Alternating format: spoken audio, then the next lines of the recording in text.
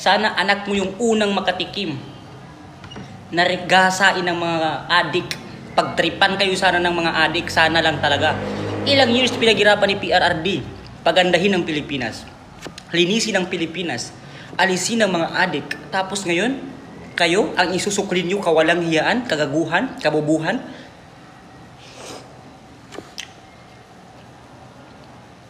Ngayon, pag nag-order lang, ang aming Professor Nur Miswari, na igera ito ng to, uuwi ako ng Mindanao. Sasari ako sa gera. Ubusin ko itong mga yawan na ito. Naghihintay lang kami ng utos. Pag utos sa amin, patayin yung mga yawa na yan, patayin namon. Tilaon takakaroon, tilaon. Yan sa mga loyalist, sobrang saya nila. Para silang nag-celebrate kasi nahuli si PRRD. Sana kayo yung unang saksakin. Sana kayo yung unang maging biktima ng mga adik. Sana anak niyo yung unang maging biktima ng krimen. Etong mga loyalist, sobrang saya nila kasi nahuli si PRRD. Tandaan nyo, sumama si PRRD kasi alam ni PRRD ang proseso, ang tamang proseso kung paano arestuin ang tao. Nandoon alam ng ICC, ng International Criminal Court kung paano yung proseso ng dapat pag-imbestiga sa tao. Ngayon, bakit tahimik si PRRD sumama? Kasi alam niya na mga bobo itong mga general na humuli sa kanya. Alam niyo ba kung bakit?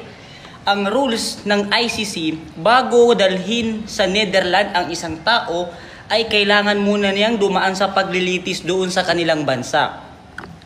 Pag bumaba ng warrant of arrest ang ICC, lilitisin muna yung isang tao dito sa ating bansa bago i-promote doon sa International Court, International Criminal Court.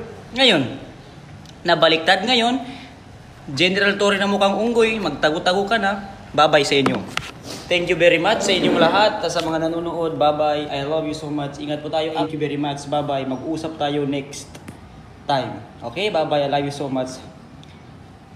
Suportahan lang natin si PRRD. I love you. Actually, natatawa po ako dun sa huling sinabi niya, no?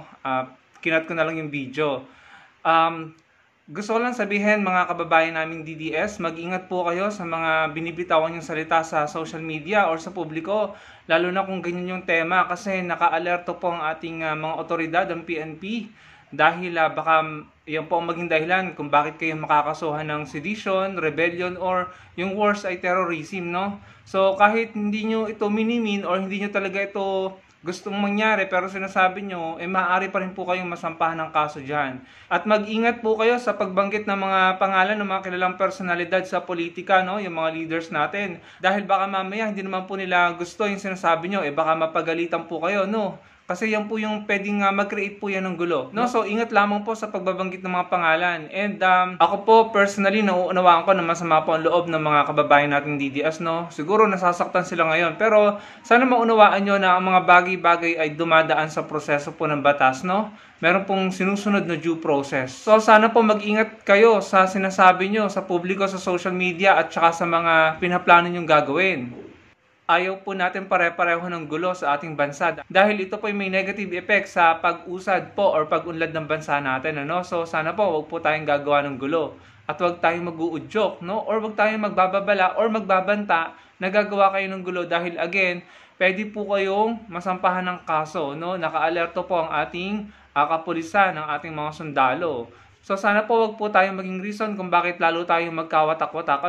Maging mahinahon po tayo, mapagpakumbaba at umiwas po sa paggawa ng gulo. Hayaan po nating masunod ang proseso ng batas, no? Kahit pa po tayong may nararamdamang sakit o masama ang loob natin, wag po tayong magpadala sa nararamdaman natin, kung yan man ay galit or lungkot. Wag pong maging emosyonal at wag pong magpadala sa galit dahil baka makapagbitaw po tayo ng salita or makagawa ng bagay na maaari po nating ikapahamak, no? Yun po ang ayaw nating mangyari. Sana po yung maunawaan nyo sa mga kababayan natin DDS na yung nangyari po kay dating Pangulong Duterte ay may rason, no? May mga sinampang kaso at umabot na nga po ng halos 8 taon or mahigit 8 taon bago pa natugunan niya ng ICC. No? So maging mahinahon, maging magpasensya at magintay po na magiging resulta. No? I'm sure naman po, kumpiyansa ako na magiging fair and square po yan. Dito naman po kay Kuya, naniniwala ako siguro bugso lamang ng damdamin kaya siya nakapagbitaw ng ganung mga salita. Siguro dahil nga may nararamdaman siyang kalungkutan or galit dahil sinusuportahan niya si dating Pangulong Duterte, no? Kasi siguro naman hindi niya magagawa kung ano man yung pinaplano nila. Kasi sa pagkakaunawa ko, sabi niya parang may sinabi siyang gera-gera or handa silang gawin ito. But dun sa pinakahuling bahagi ng kanyang video, sabi niya mag-ingat daw tayo at nag-I love you pa. Kaya nga po natawa ako doon. Natawa ako doon nung sa huling part ng video niya kasi nag-I love you pa. So para sa akin hindi naman po siguro seryoso si Kuya doon sa sinasabi niya na handa silang makipaggera, no? Pero but then again, mag-ingat po tayo sa binibitawan nating salita sa social media. Yun lamang mga kababayan, maraming salamat. Sana po i-like niyo ang video at makapag-comment kayo at magkita-kita po tayo sa susunod kong video. Salamat po.